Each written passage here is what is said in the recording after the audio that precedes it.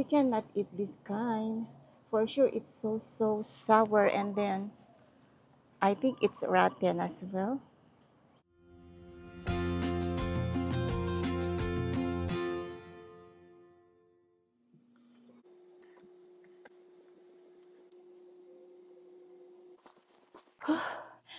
Wow, I'm sweating again, guys. So, I'm done with my exercise for today. I cannot go out early in the garden because it's raining. That's why, ooh, this is my daily routine now. At least 45 minutes exercise. Let's see what else can I do today except that of cooking dinner. See you later. Hi everyone. So we are out putting up gas first and then we go pick up some lunch. We ordered online so it will be very fast. Hopefully when we arrive in there, the food is ready.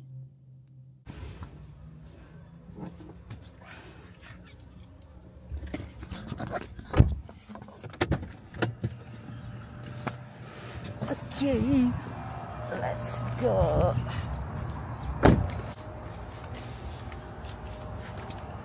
You don't have your mask?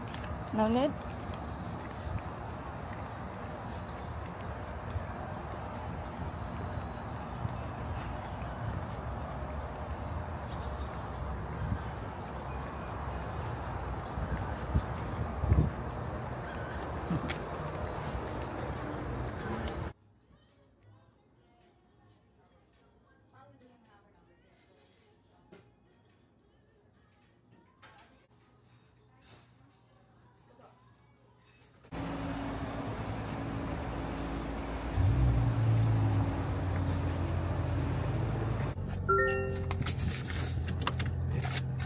So she calling at the guy because the guy went up there. What's going on? Okay, guys, we're home, and this is our lunch. It's Vietnamese pork barbecue banh mi, and then I got this Thai tea smoothie, and this is free because I showed my stub earlier, and the lady always asked me, "No, Baba," because she knew me already. So, eto siya. Ooh, looks delicious. My favorite cilantro. Oh, look in there, guys. That's the pork barbecue inside with some carrot daikon, pickled. So, eto ang lunch. So good. Eto siya.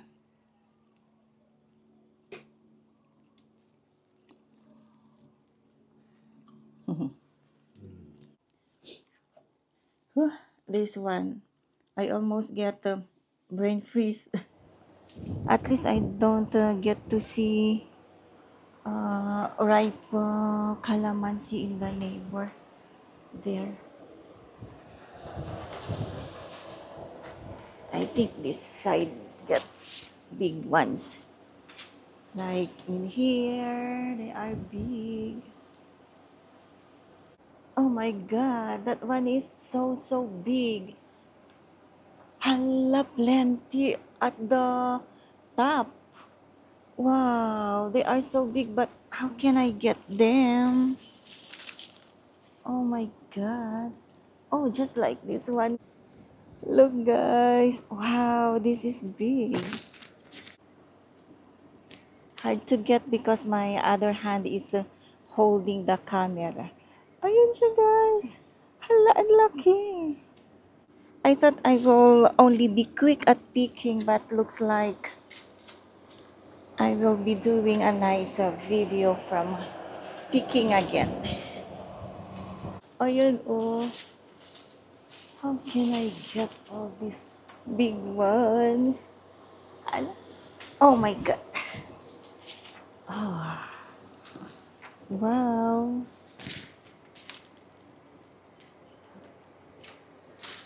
Ala. Ang laki niya, guys.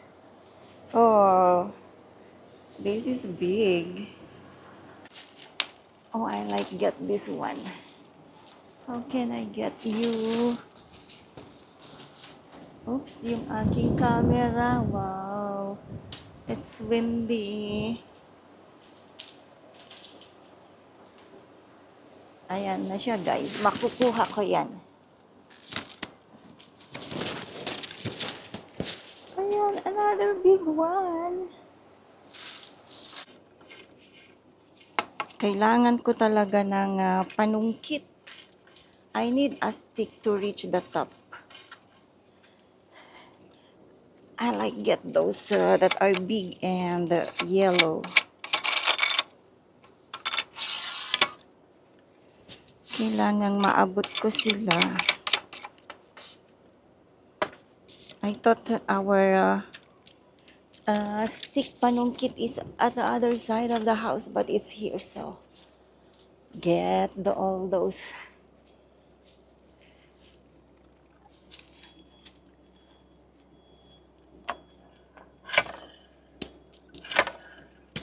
Ayan.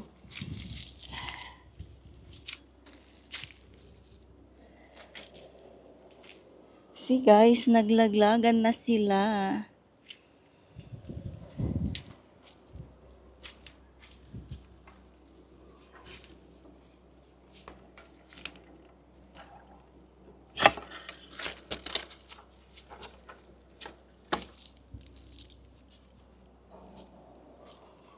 Ayan, oh, very yellow.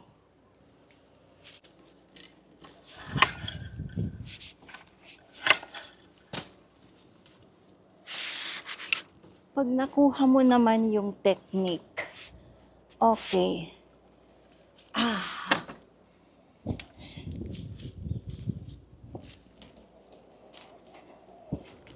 Ayan sila, guys.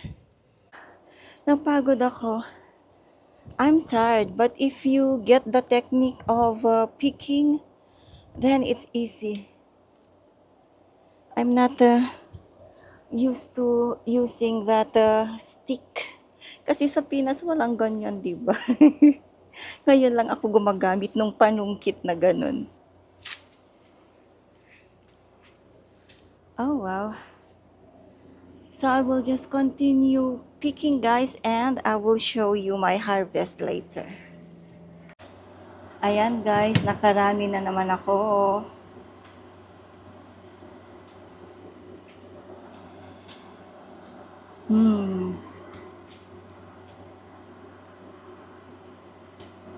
Oh, sorry for the noise background. Hubby is running the AC.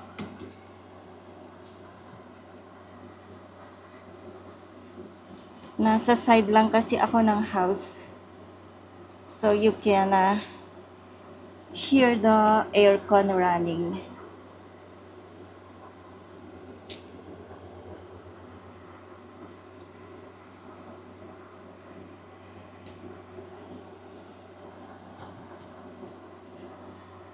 Talagang I really pick those high calamansi.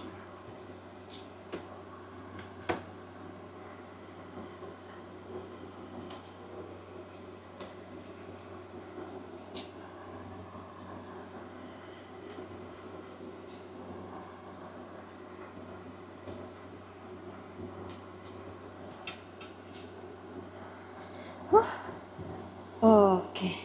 There you go, guys. Hi, napagod ako. I think this is enough for now.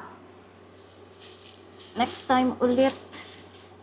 Okay, so I'm done for now. I need to go inside quick because it's drizzling already. Oh my God. Eto na naman yung ulan, guys. Rain is coming again.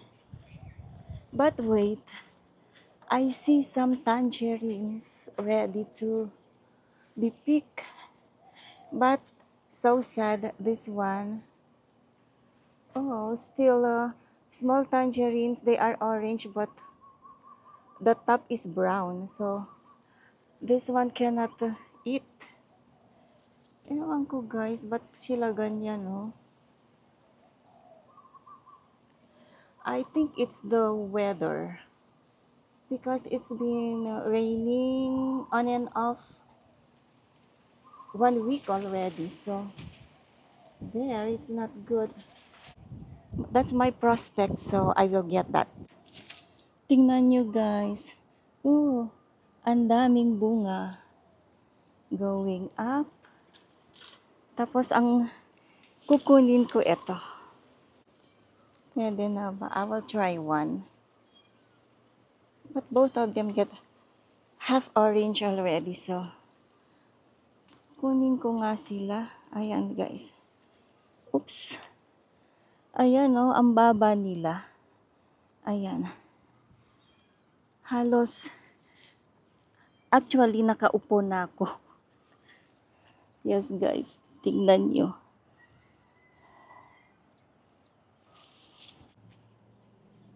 Oops. Hala. Careful din sa pagtayo kasi madaming branches at saka ayun oh, may tinik-tinik. So eto lang sila guys, ang baba. Ang dami ng isang branch na ganyan kaya ayan sila mabigat. So eto yung aking harvest with tangerines on the side. Ayan siya. Closer look sa sinasabi ko guys, look. Ang liliit nila. Ay, see, I just touched them and then it separated from the stem already. It's not good. One more. Look.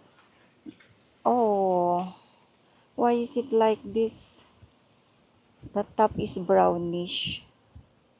Kakaiba naman siya. Sorry, we cannot eat. Meron pang isa guys, oh. Papakita ko. Ayan, bakit ganyan? Tapos, ay, naalis agad, na-detach.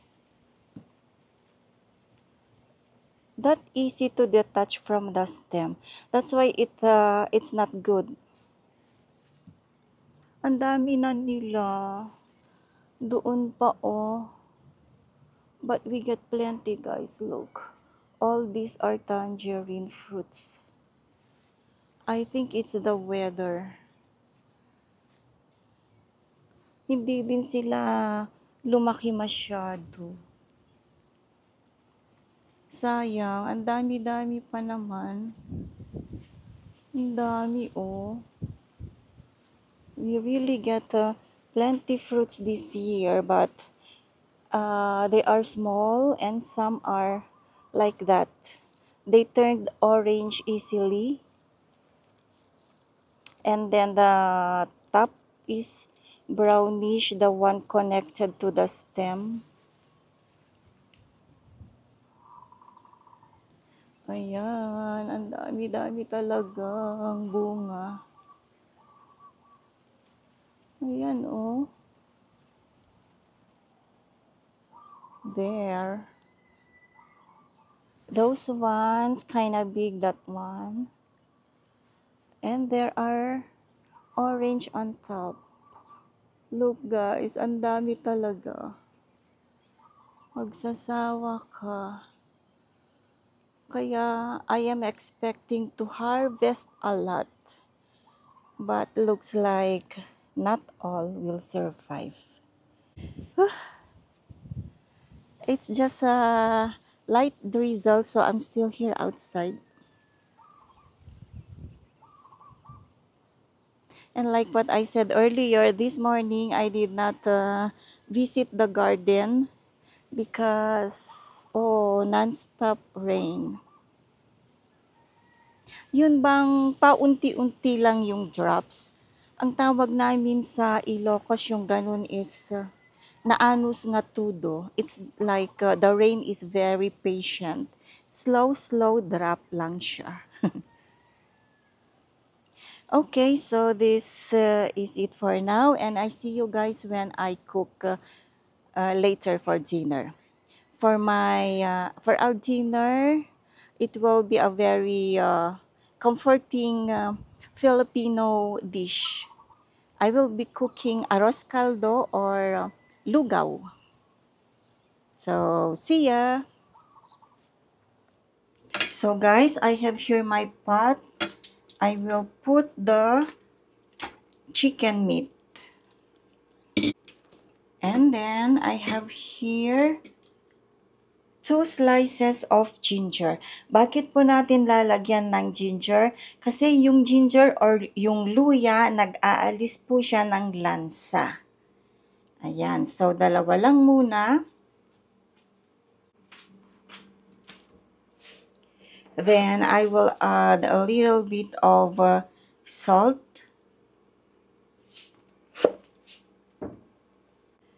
Then next, let's put water. Enough water to tenderize the chicken meat. Ayan, lagay natin lahat. We'll boil this until the chicken is tender. So I will cover and wait for maybe 20 to 30 minutes. See you guys later.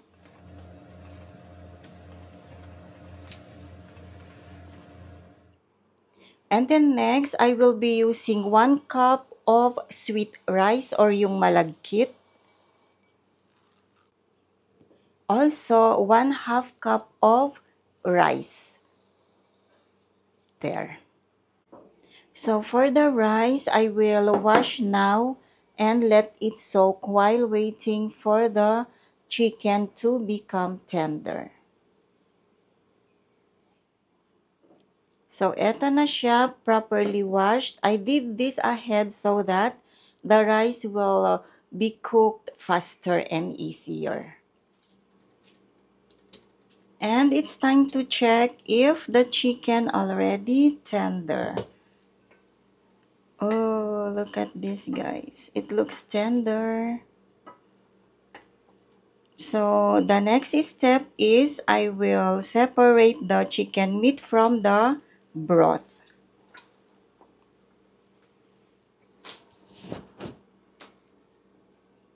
Ayan. At mukhang mainit na din yung oil and butter.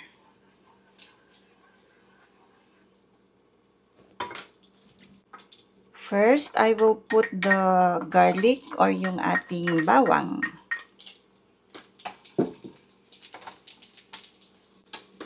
I-add na din yung ginger.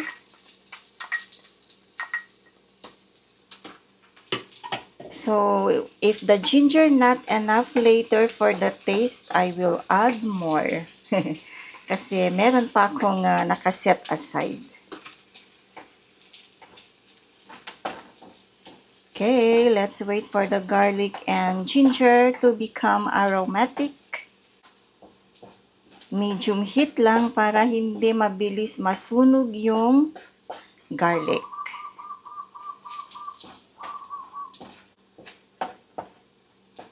Ayan. Then, I will add the tenderized chicken meat. At maglalagay ako ng fish sauce or yung ating Filipino patis.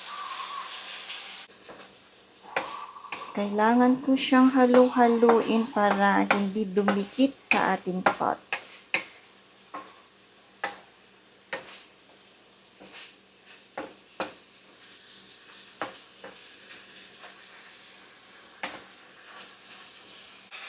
Next, let's add the chicken broth. Ayan. Kailangan madaming broth kasi i-absorb ng rice later.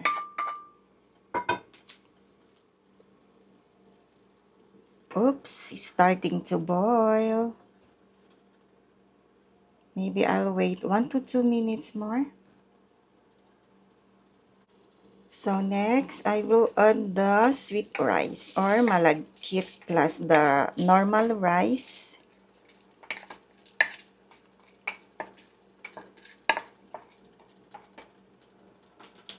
Okay, so now we need to mix every now and then so that the sweet rice will not stick to our pot.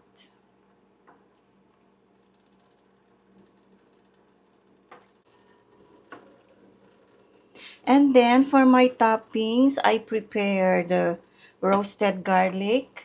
I have boiled egg, and then I will pick green onion leaves later.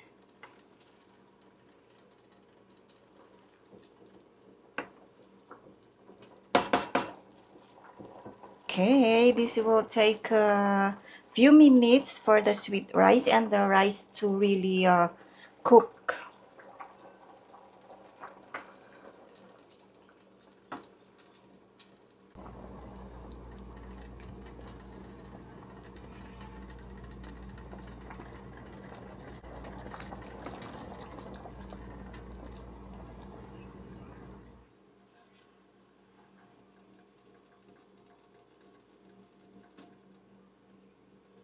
Almost ready ang chicken arroz caldo. Ayan siya. So last, little bit of ground pepper.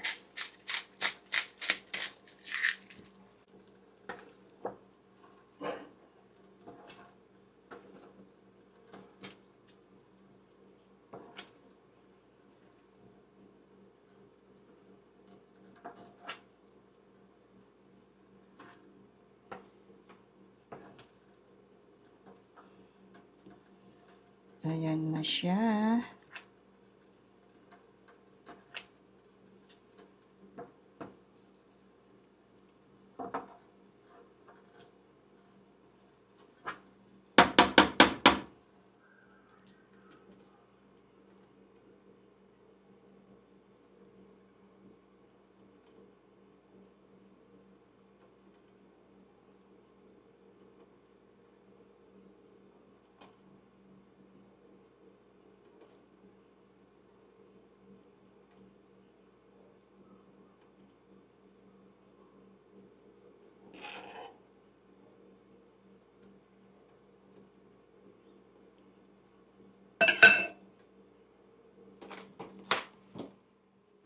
Ito na, mainit-init.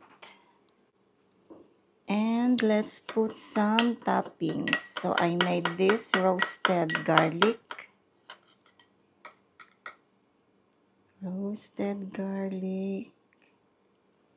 And then some green onion leaves.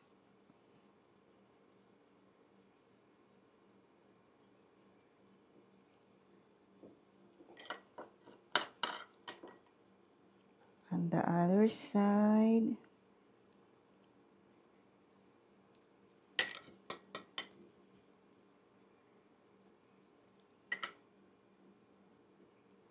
Luto-luto, gawa na kayo. Yan. Then I have here boiled egg.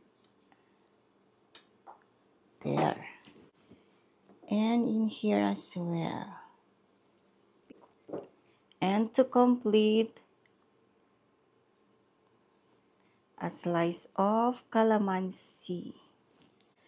Okay, so I'm done. This is my version of chicken arroz caldo.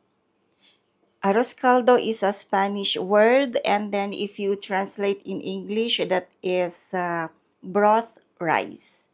And for us Filipinos, we call this lugaw. Very special lugaw. Look, guys. Gawa na kayo. Let's eat.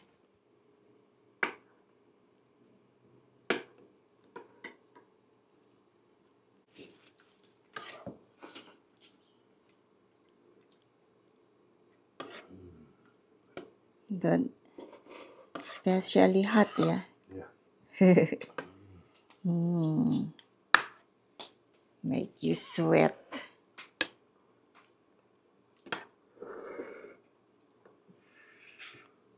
That's it, guys. Thanks for watching.